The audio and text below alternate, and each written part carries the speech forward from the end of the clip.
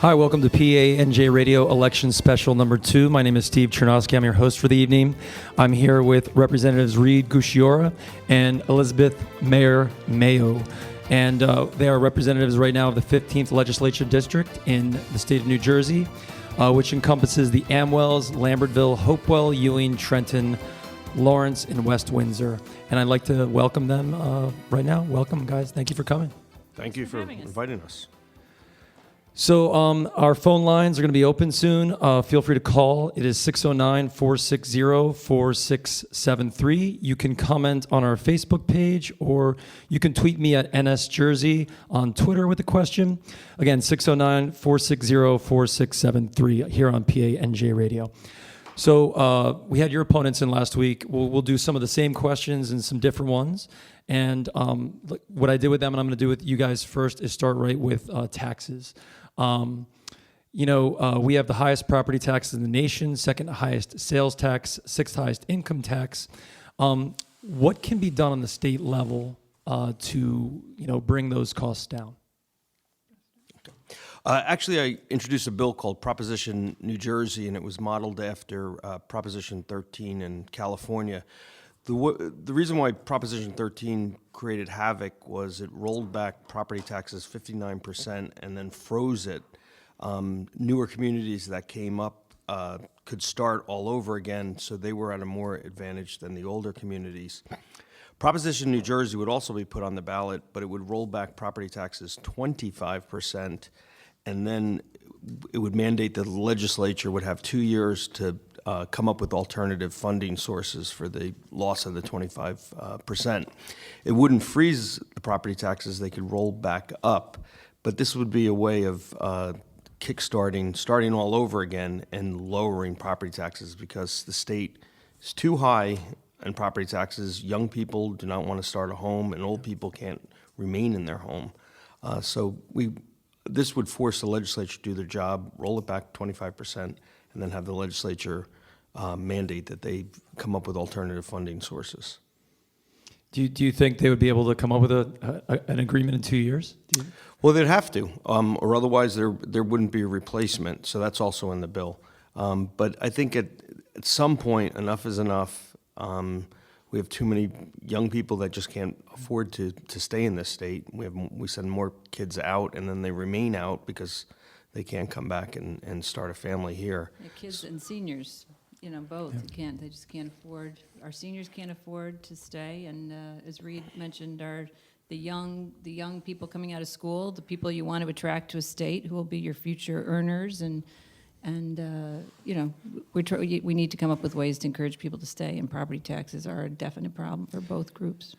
Now, that question can go in so many different directions. You actually kind of segued into one of the questions I was going to ask both of you is, what is something that another state, you mentioned California, what is something that another state does well that you think, maybe could be replicated here, or something that New Jersey does well that, maybe other states could do, but what's something that we can learn from somewhere else? Well, the other states, their governors stay put, because at the end of the day, you need an adult in the room to challenge the legislature, and it's unfortunate that our governor is not staying put. By and large, most cabinet officers are acting. We have an acting attorney general, an acting commissioner of health, acting commissioner of human services, acting commissioner of banking and health. So we really need a governor to stay put. But one of the things that my pet peeve is historic preservation. There's been a pride in Virginia, Maryland, and other states that invest in historic preservation and revitalization. I put in a bill that would allow a tax credit for people who renovate homes in particularly urban, older areas, if they fix their houses up to historic specifications. Something that is done, I think, even in Pennsylvania and Maryland, but it's revitalized the cities, but also helped preserve historic properties. But you brought up a good point about looking at what other states do that works, and I think whether it's Reed's bill that is made into law or the Asbury Park Press, I think it is circulating a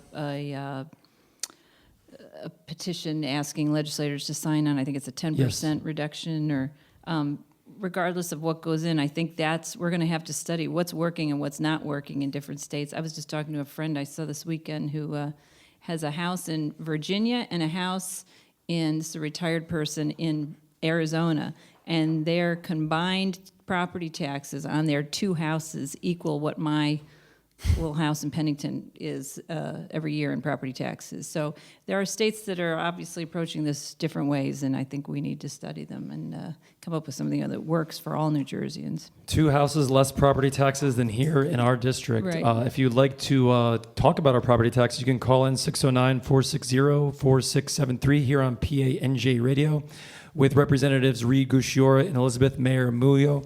And you mentioned, Liz, the Asbury Park Press. They had 5 points of action on that series on property taxes. One was to create focused economic zones across the state.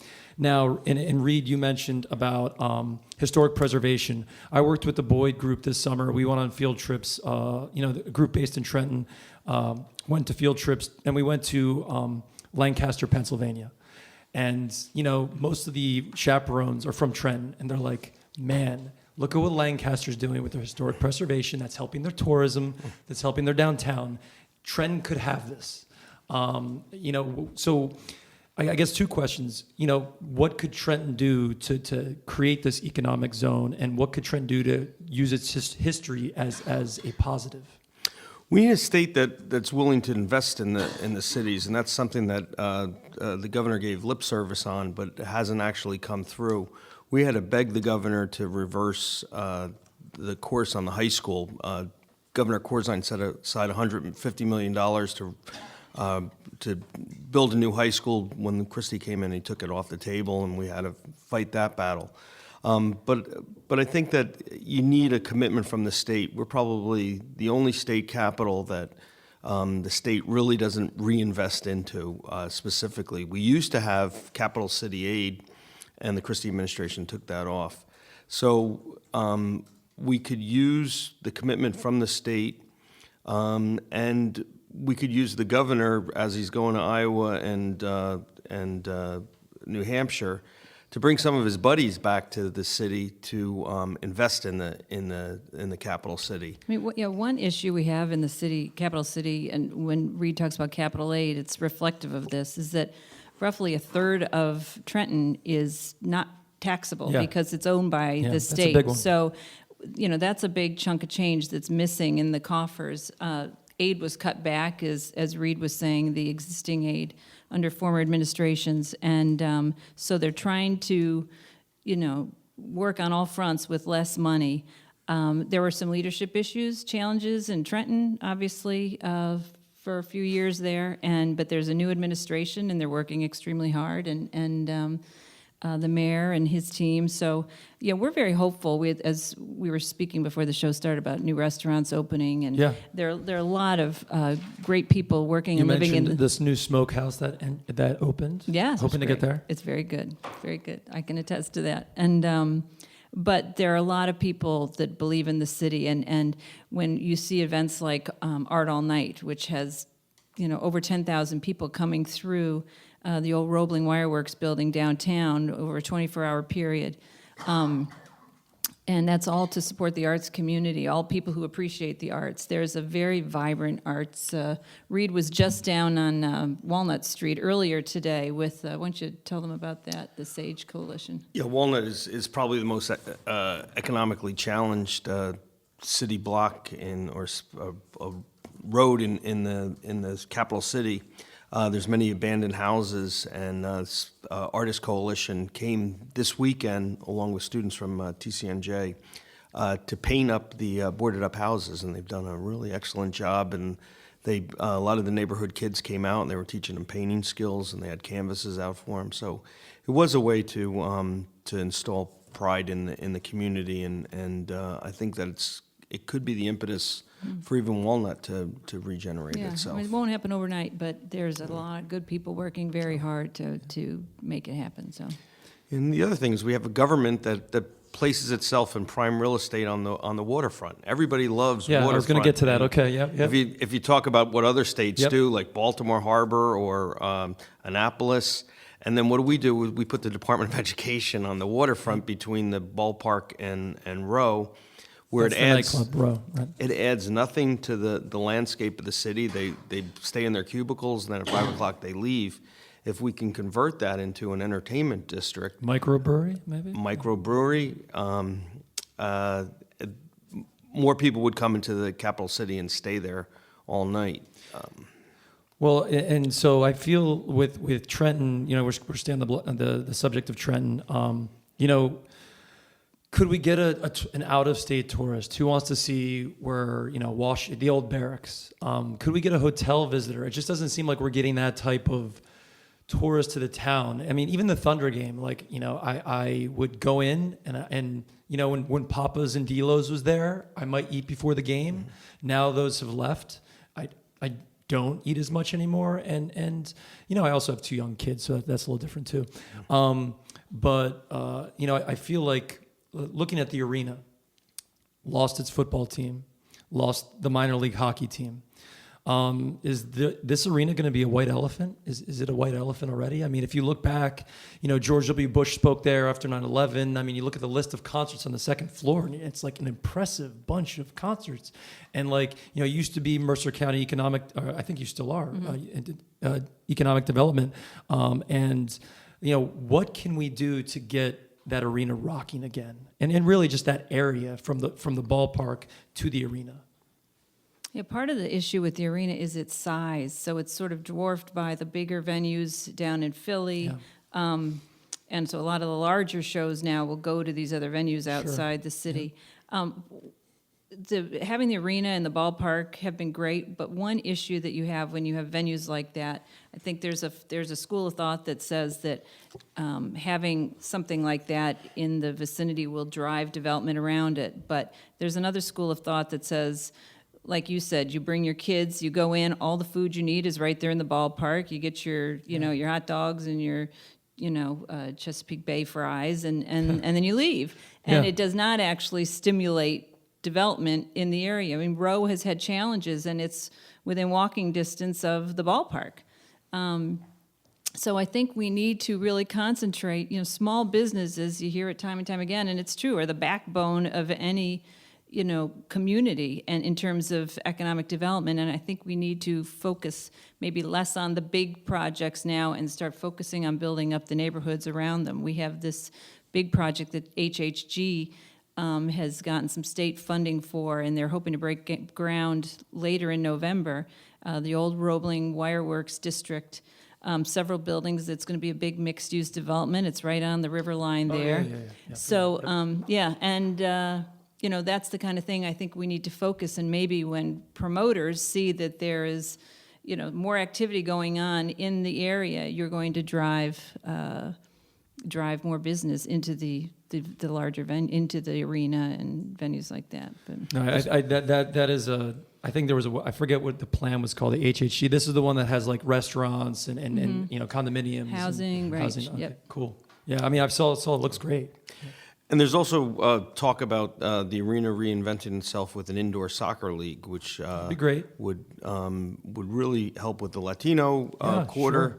Sure. But I think that it's something that, especially with World Cup, more and more people are looking to soccer as a sport, and I think it could be a popular venue. And we also do have some good events at the arena. I saw Bruce Springsteen there a couple of years ago.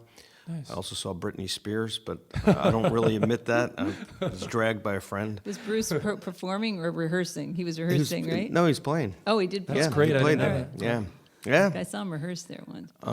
He did a Christmas show there, and he brought his family, and they all sang with him. But it has great potential in that when you do go to an event at the arena, it's something that's local, and it instills pride in the community. So I'm glad it's there. We just need to reinvent it for the next use. Yeah, I think there's a Capital City Classic. I'm a big hockey fan, and they're having the Princeton Tigers are going to be there, and we're going to check it out like 2 weeks, I think. Just keeping on basketball and hockey. Just one more question in the arena. New Jersey offered the Sixers $82 million in tax credits in Camden. That got a lot of criticism, saying there was too much money to give a team just for practices, and again questioning how much is it going to help the area. Well, the New Jersey Devils are on record. Their old general manager on record of moving closer to home, looking to relocate their minor league team in Albany. They've only done it at least for 1 year in Albany, so nothing beyond that. And closer to home. Quoting Tom Gallitti of the Bergen Record, there's been long talk of the Devils moving their AHL team to possibly Trenton or another location like Lakewood and Sayreville were also mentioned in the past as a potential arena site. It's a different level of hockey than the ECHL was with the Titans and the Devils there. Should we be attracting them, or is it the demographics aren't right? We should stick with something else. Should we be throwing $82 million at them? Probably not, because it's a minor team. What should be the state legislature's role in enticing?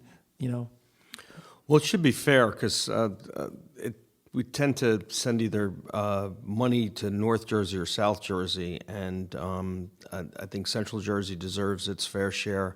But I'd like to see them attract the hockey team without really spending taxpayers' money. Look what happened with Revel. We spent about $300 million, and it went down the drain, and that was a Christie initiative. So be careful what you wish for, but if we could attract them without the money nugget, I think it would be great to have a hockey team in our presence. And I think it would be popular as well. Yeah, you certainly could host a hockey team and also have other events, like you said. Yeah. I mean, it doesn't have to be solely hockey. So, although Liz's son can play for the team. No. Nice. He plays? No. He's from Pennington. They all play. Yeah. They're all born with skates in Pennington. Yeah. So I'd like to go into pensions, and full disclosure, I'm in the system as a teacher, just what would be a way? It seems though that in budgets that what one person I talked to said, first term Christie was all about trying to solve this problem. Second term Christie was doing what other people seem to do, other governors since Whitman, is kind of kick the can down the road. What can be done to, but then again, I look at my mother in Arizona who retired there and taught, kept teaching too, and said the union's broken, the morale's low, and the student populace is not as educated because they're not getting as much educated teachers. Can we have it both ways? Can we have good schools and well-paid teachers and good buildings, and can we also have at a good cost? Is it possible? Absolutely, and if you look at what New Jersey's selling point is its education base. That's why we had a pharmaceutical industry that grew up here and stays here because of the education pool, and we have great schools. And the fact remains is that our public school systems are outperforming elsewhere. So I'd like to keep that investment going, and we're going to have to reward teachers who do take part in the education system. So we're going to have to figure it out. But that's the one thing we shouldn't mess with, or we can improve, but we shouldn't subtract. Well, and teachers probably felt like they had figured it out. They were making their pension contributions. Yeah, yep. You were making your Yes. pension contributions. We were.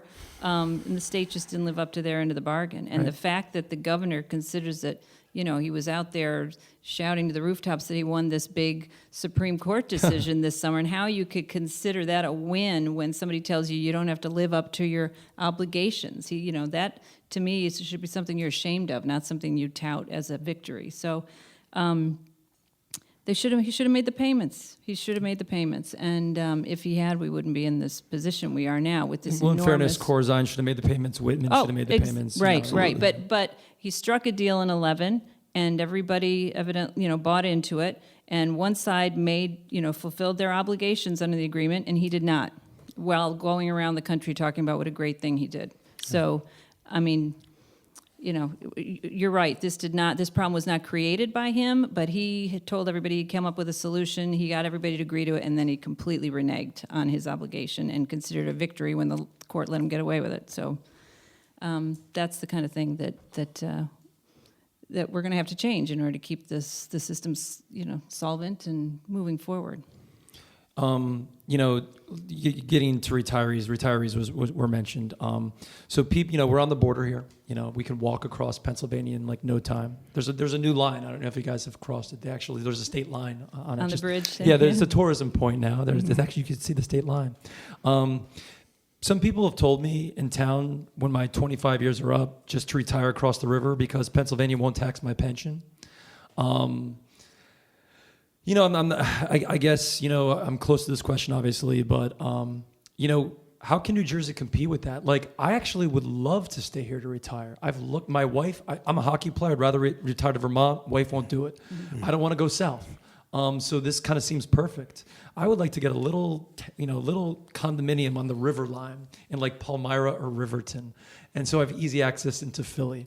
I would like to stay here. Should the state be trying to win public employees to say, hey, retire here too, and I'll be a taxpayer for a long time, rather than go to Pennsylvania where my pension is not going to be taxed? And it's also a double hit when property taxes are factored in. I have an 85-year-old mother who is a public employee, and she refuses to leave her marital home. But her property taxes keep going up. She no longer gets a COLA on her pension, so it is very difficult. But this again was part of the bargain to keep up the pension system, and that unfortunately the governor reneged on. So we should be competitive with Pennsylvania and other states. Especially Florida, we send a lot of snowbirds down to Florida. South Carolina too. But it's a big challenge. If we could give them property taxes, maybe they won't be disappointed with the pension taxes. But if we get rid of the pension taxes, I don't know where we go elsewhere. Well, I'm not an economist, but if you had a large influx of retirees suddenly not going south, would that even out? I don't know. I don't know the math. But, you mentioned young people too. So we have some of the best schools in the country, but our students leave in droves when it comes to higher education. According to the Washington Post, our colleges would have to expand 44% just to fit all of NJ college and New Jersey's college students. And we only get 9% of students from out of state. There are, I believe, 4 colleges in district. 5 if you count. Mercer County Community College is actually in West Windsor. Yeah. Princeton's not in our district. Well, they have some many athletic people that fields live in the 15th. Okay. So some of Princeton. Okay, so some of their athletic fields are in our district. Edison, Ryder, TC&J. Yeah. Should we be? We're talking about cutting money. But is there this an investment that could pay off? Maybe expanding or doing what TC&J is doing with Campus Town to try to make it like a cool downtown, because in those high school, other states are going after our graduates because we have relatively affluent college graduates from all across the state, and Tulane's up here recruiting, Arizona's up here recruiting. But then again, even Princeton is a cool town, but it's not an Ann Arbor, it's not a Bloomington, Indiana. It's what's missing here? How can we keep this talent and hopefully remain here so that maybe they can get a job at Johnson & Johnson and buy their house? What can be done? One of the things you see is I saw this study that college graduates are less and less going to the big cities like New York and Philadelphia because they can't afford to go there, and they're taking over smaller cities like Chattanooga and across America. Chattanooga also has that Google Fiber, though, right? Or that high-speed internet. That's a big enticement. Yeah. But here's where a place like Trenton could come in, or even Camden. You buy low and you sell high. I saw a ton of TCNJ students in today on Walnut Street fixing it up, and you get more interest in the city. I see a lot of them going downtown and want to make a difference in the city. So if we can match up students with the capital city, we could probably create an incubator where they can come in. It will be, the housing costs are less, and if they stay in the city, they could help revitalize the capital city as well. So it's something we have to figure out and try to make sure that the students have something to go to after they graduate. Yeah. And they still have the pharmaceuticals and the other startups that are on the Route 1 corridor. Yeah, Reed touched on something there at the end about, you're saying, is it worth trying to draw kids in to go to school here? And I mean, the schools we have in New Jersey are pretty competitive to get into as it is, with the I guess 91% that are in state that are applying. You said 9% are from out of state in our universities. I think the bigger challenge is to get our New Jersey students, once they graduate, wherever they go, to come back and invest in the state and start businesses. I think we need to do more with sort of job incubators, see if we can put some things in effect. We were talking, Reed and I, to some TCNJ students a couple months ago, and they were very into technology. They were tech students, and they're looking to go to either California or down to North Carolina or Chattanooga. They're looking to go to the areas where there are a lot of young people that are flocking because of they've become clusters for IT development, and that's something we need to focus on in this state. That we're a small, very densely populated state, we're going to lose students to other colleges. Right. But if they come back and set down roots here, and family roots, business roots, I think we'll be winners in the long run. So now, so it seems like Trenton is a key for that, but we're also competing. We're right in between. It's like our geography is so helpful, but it's so hurtful, because we're right in between New York and Philadelphia. So a company I was hoping Christie's relationship with Facebook would try to bring Mark Zuckerberg somehow to Jersey. That didn't happen. But we have New York and Philly, and people just say, "Oh, we'll just go there." How can we use our geography here as an advantage? I mean, you can take the New Jersey Transit to New York. You could take the SEPTA to Philly from Trenton. Those are regional lines into the two huge cities. I mean, does this area not market itself well enough when it comes to that? I mean, we have so many universities here. Princeton's here. Is it too unaffordable? Do we not market ourselves well? Well, I was in Trenton Social, and I met a couple at the bar. The wife was working in Philadelphia, and the husband got a job in New York. More of those, please. They were looking for a central location, and they were actually looking in the neighborhoods of Trenton, Mill Hill, and walking distance to a train station. So we do have to do a better job of marketing, but there's a lot of opportunities of being in the middle, that it's attractive for people who have jobs on either end of the spectrum, whether it's Philadelphia or New York.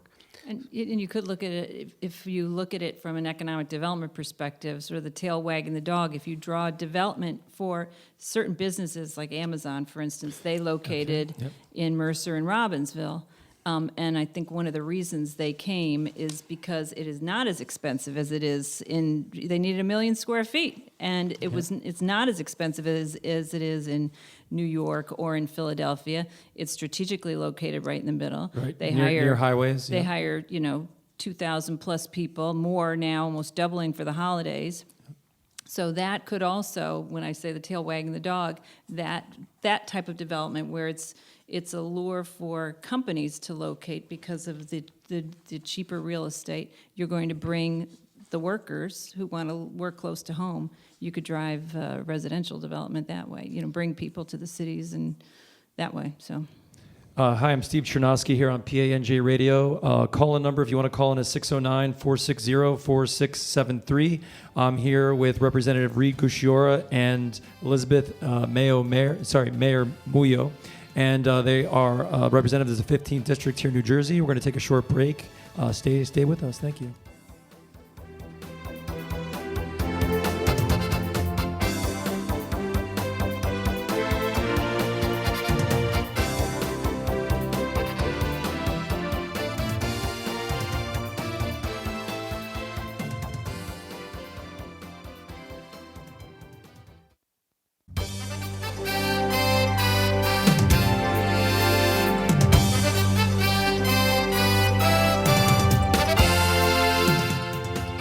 Hi, I'm Steve Chernosky here with on PANJ Radio with Representatives Reed Gusciora and Elizabeth Maher Muoio, and we are here from the 15th District, and we are here with our Election Night Special Part 2.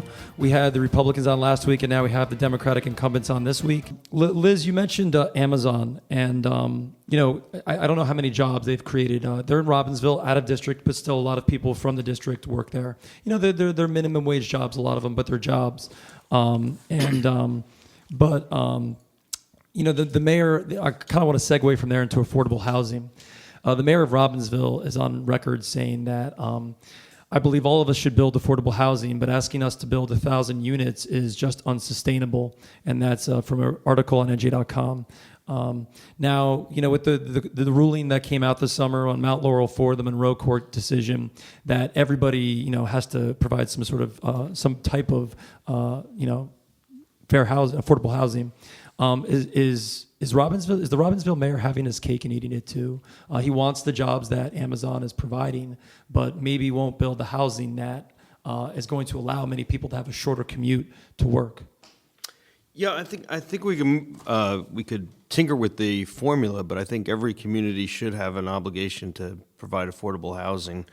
Princeton does it without any problems, and so other communities can do it. Trenton, unfortunately, took a lot of regional contributions, and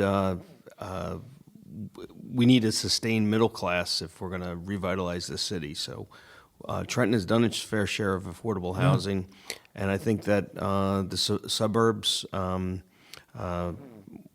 all deference to the mayor of Robbinsville, he should provide affordable housing so that they can work at Amazon and have an easy commute. And so there's also the Hopewell Borough mayor is on record, NJ.com. Allegedly, the borough is responsible for 155 units. I think that's total fantasy, quote unquote, said Hopewell Borough Mayor Paul Anzano. In our area is not the only one. Suburban mayors aren't the only ones fighting this. This is going on across the whole state, as you guys know. Are they just going to have to accept a decision and it's as easy as that? Or what do we think this is going to look like in a year? Well, I think the legislature should have hearings on it, and I think we can tweak the numbers. I totally understand where Mayor Anzano's coming and Mayor Frieder coming from, that it could be a shock to the suburbs, but nonetheless, I think all suburbs should have meet their affordable housing obligations. Okay, and Lambertville used to be affordable. Well, it did. I mean, it's interesting. People here complain just like everybody else, of course. But we live next to a couple that looked over in Bucks County because of the stereotype of PA just being cheaper, and they said, "Wow, well, the property taxes are affordable. Mine are under the state average, and we have a 4-bedroom house, and they're under the state average." And I don't want to say that this is because of this, but we're hoping, Rob, that we just regionalized our school district, and it was a fight, but we're demographically similar. We regionalized with Stockton out of district, but in West Amwell, 4 school districts became 1. What is the state legislature's role on consolidation? What is it on the state level? Because it's mostly a local thing, but are there carrots and sticks that we can hold out? Like, what can be done on that level? One of my bills was to close the donut holes. There's about 22 donut holes in that have communities that surround other communities, and that once you exhaust cost sharing measures, you may want to start think about consolidating like Princeton did, and they're having a great experience right now, and they are saving money, combining the police departments, combining the courts, combining the schools were already combined, but Public Works is now combined. So you are saving money when you are consolidating. And they utilize some state incentives to study that and implement that merger. So I'm in Hopewell Valley Regional School District, so there are a lot of, although I do live in a donut hole, Reed. You do, yeah. I'm in Pennington, but No, I get it from my mayors of Pennington and Hopewell. They say nice. But they do share. I know nice Hopewell try. Borough has regionalized police service with Hopewell Okay, they did, Township. nice. We have,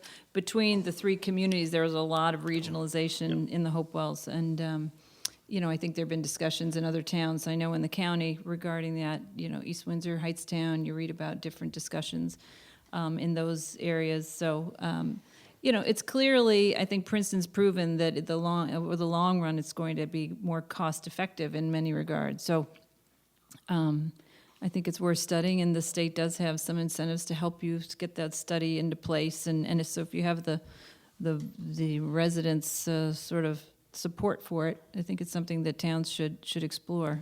Now, you would both be in agreement with the governor on that, about eliminating the donut holes. I mean, it seems like that's a bipartisan issue. I didn't say I want to eliminate the donut holes. Yeah, Liz did not. I'm sorry. Liz did not. I'm sorry. I must clarify that. Liz did not redid by introducing that bill, but it seems like you're right in line with Governor Christie. Like, this is a bipartisan, not for every part, but mostly. I'd love to see Lambertville merge with Trenton. Trenton, they could have one big boardwalk. Different counties. But no, I mean, so actually. They can learn from each other, though. No, you know what? Actually, we are a choice school. Our school district, we do get students from Trenton. You do.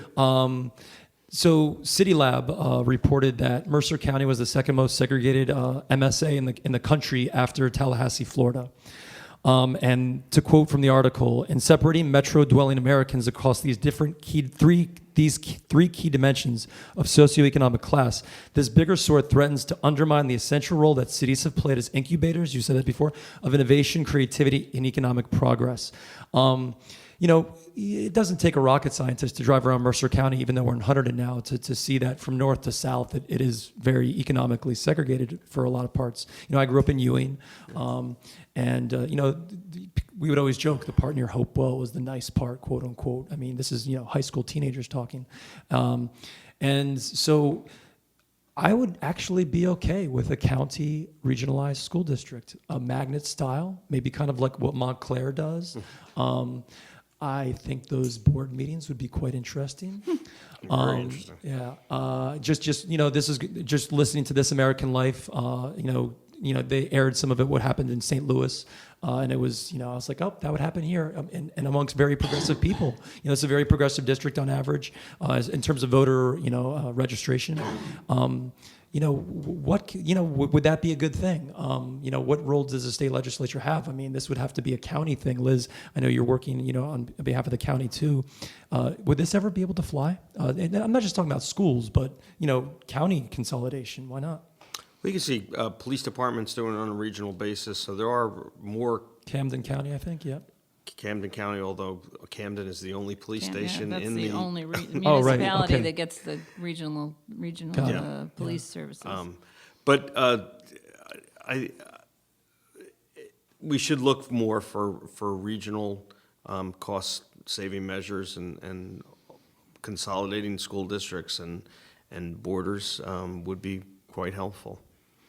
I also think that we should be investing more into the education opportunities for kids, particularly in the urban areas, so that they can compete with the suburban areas.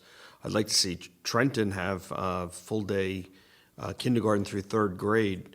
Particularly, there are a lot of parents that send their kids from the city to private schools, but if they knew that they would have full-day kindergarten through third, they may very well keep their kids, at least in the first 3 years, and it would provide a more diverse education program.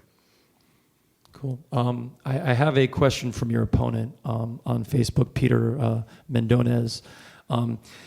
He wanted to ask this question to Liz. He says, I'm going to quote from him now. As the head of the Democratic Party in Mercer County, why not advocate for more diversity in our representation, whether it is ethnicity or age? These are platforms for the DNC that should be reflected locally. Also, would you mind, paraphrasing? Oh, so he wants me to paraphrase on the thread your answer. I'll try my best, Peter. Okay. I can repeat it. So I can't. I'm not sure. We're diversifying what? Representation where? So I guess he goes whether it's ethnicity or age. But so, in government? Well, I guess he wants an all-male legislative ticket. So I was going to say, we have a woman, and women are very unrepresented. If he's talking about the legislature. Right. We actually have, I think, more women mayors and elected officials in Mercer than most counties. I'm one of 4 women chairs of a party actually in the state, which is abysmal when you consider over half of our voters are women in the state. There's roughly 30% women in the legislature right now, so Reed is basically the head of the LGBT caucus in Sit on a bar the stool. assembly. One of two members that lead that charge in the assembly in the legislature. So, and Shirley Turner is African American. She's our state senator. So I think we're in the 15th legislative district. I think we're doing very well. We So- also, I think, still the main qualification should be qualifications and doing the job. And I think the byproduct is diversity. But I think we are the best qualified district as well. Okay. So let's get to the Transportation Trust Fund. Well, we're running out. What can we do in terms of replenishing that? We have a very aging infrastructure, whether it's roads, rail, or other means. What can we do without? I mean, the money's got to come from somewhere. Some people have talked about a gas tax. What would you guys advocate for replenishing that? I don't see at this point how you avoid having a gas tax be part of the component. This is another problem that was allowed to basically snowball over the years, and the state's been living on borrowed money, and finally, we've been told you can't borrow anymore. And, anybody that drives on the roads in this state knows they're desperately in need of repair and maintenance. And so, I think when we come back into session in November, that's probably going to be that and the pension benefit crisis are going to be the two top priorities that the legislature is going to have to tackle. And it won't be easy because, the issue you hear with a gas tax is that it can be considered a regressive tax. It's more burdensome on people of middle and lower income. So that's something we're going to have to balance out somewhere else in the equation.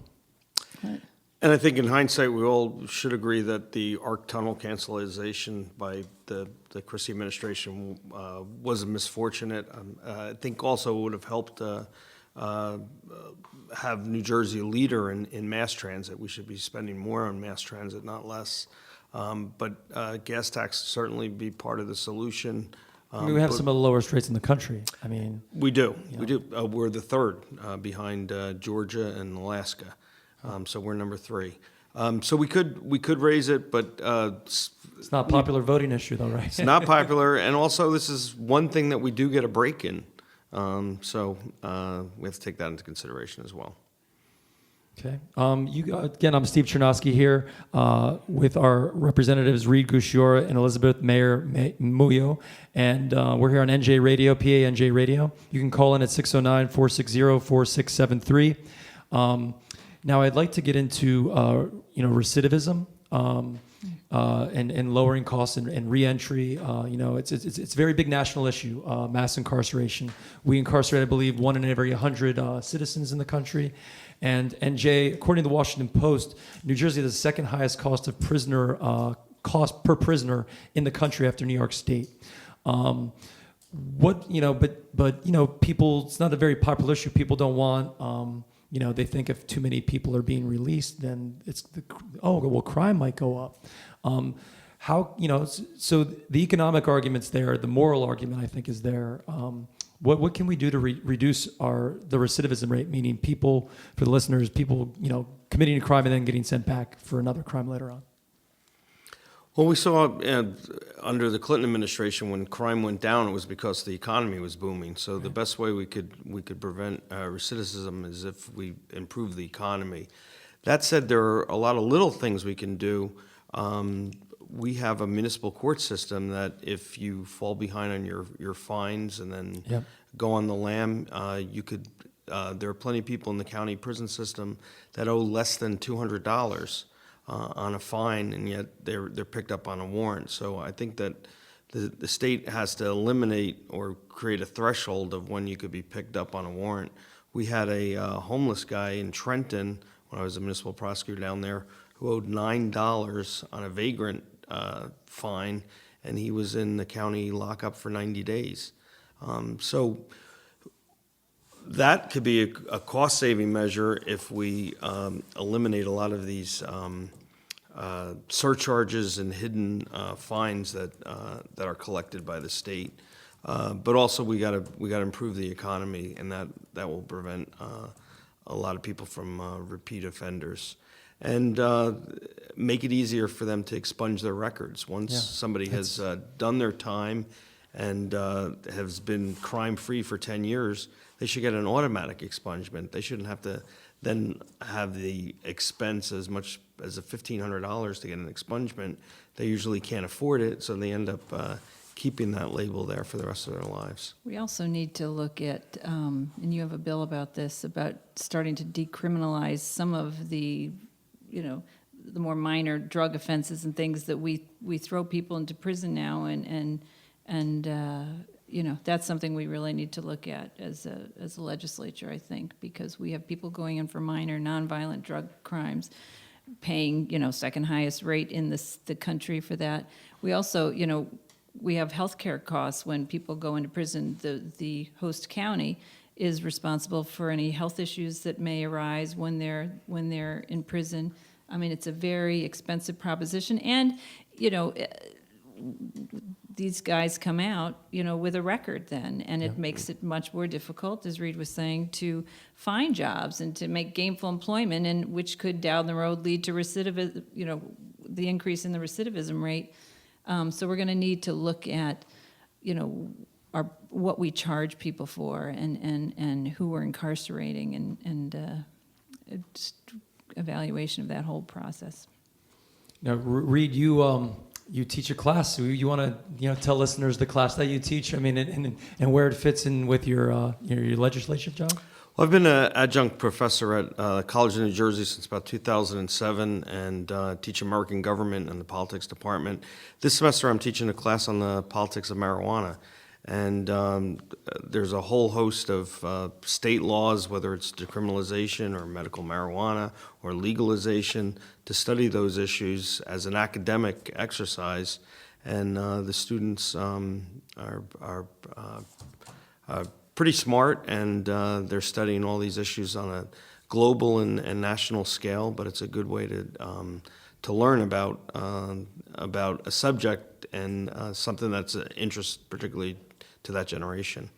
Now, I have no idea how many prisoners in the state of New Jersey are incarcerated on marijuana-related offenses. I have no idea what the statistics are on that. Well, the law in New Jersey, as it stands, for one joint is a $1,000 fine. You also get surcharges. You can lose your license up to 6 months. You could be incarcerated up to 6 months and have a criminal record. So I think New Jersey should take seriously looking at least, in the very least, decriminalizing our drug laws. And not legalizing it. Like it seems that, I don't want to say it's the next Atlantic City casinos, but you look at what Colorado and Washington is doing, at least what I'm reading, it seems that they are using this money now to pay down debt and, go to schools. And, it sounds a lot like Atlantic City casinos, but could this be an economic stimulus? And if, should we get ahead of our neighbors on it? Because we learned from gambling that, we kind of rode the Atlantic City bus a little too long. And hey, I loved AC. I got married there. My wife and I, place very deep to our hearts.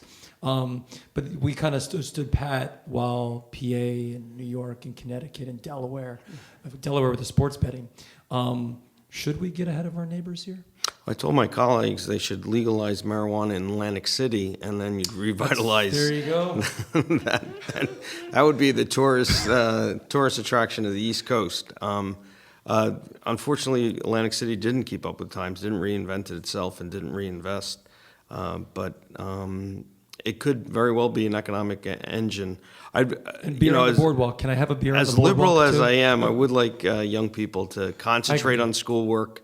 And after they graduate, they could do what they want. But I think we should tread really lightly on legalization. I'm totally for decriminalization. I do have a bill for legalization, but we should go slow on that. Okay, hi, I'm Steve Chernowski. We're going to wrap up here in a little bit, next 5 minutes. The call-in number is 609-460-4673. I'm here with Representatives Reed Gusciora and Elizabeth Maher Muoio here on PANJ Radio. Again, Steve Chernowski. And I guess I'll finish up with voting. We got a couple calls when I interviewed the House of Representatives last year. And it seems like, I'm begging for calls. We got 2 mail-in questions that I asked already. But it seems that, to quote Matt Friedman from Politico New Jersey, it's taken in common wisdom in New Jersey political circles that November's election, in which the state assembly will be at the top of the ticket, will have the lowest turnout for a general election in state history. And that's after the state has already had a string of elections that set low turnout records, including June's primary when just 5% of registered voters cast ballots. How big is this problem? Is it voter apathy? I showed you guys a public question 2 from last year's. Is it that voters don't know what you guys and other people do? Or is it education?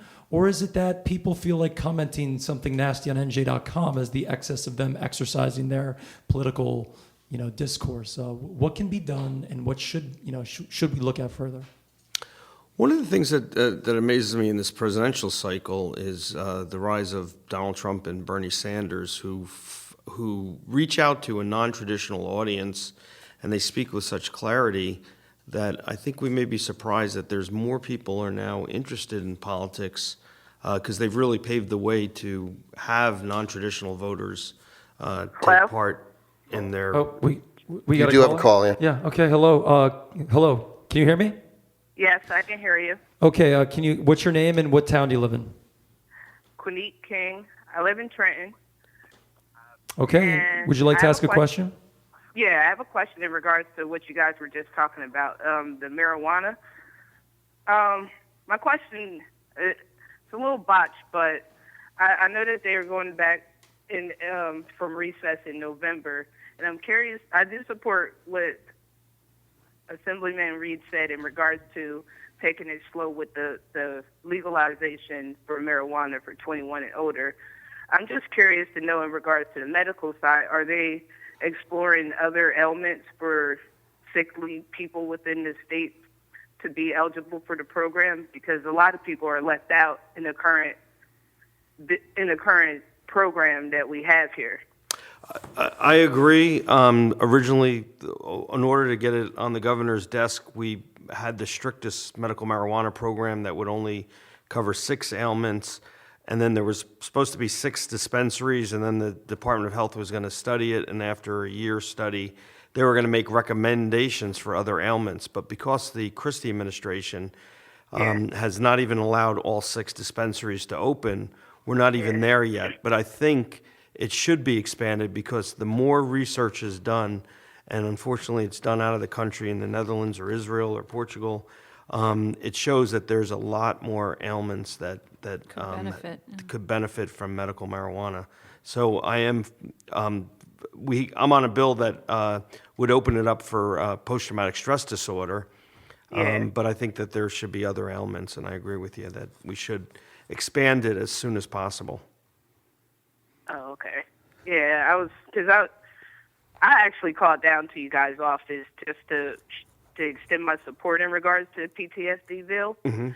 And I did question in regards to what can be done in the sense of possibly at least making suggestions. I mean, I'm not no doctor, but, I talk to a lot of people, and, it make you want to cry that the reason why they're penalized in so many places, well, in New Jersey in particularly, is because of, the lack of legislation in regards to them getting the care that they need, and especially at a time where this healthcare system is not that it's the worst and it's not the best, but people aren't getting what they need from doctors because kickbacks.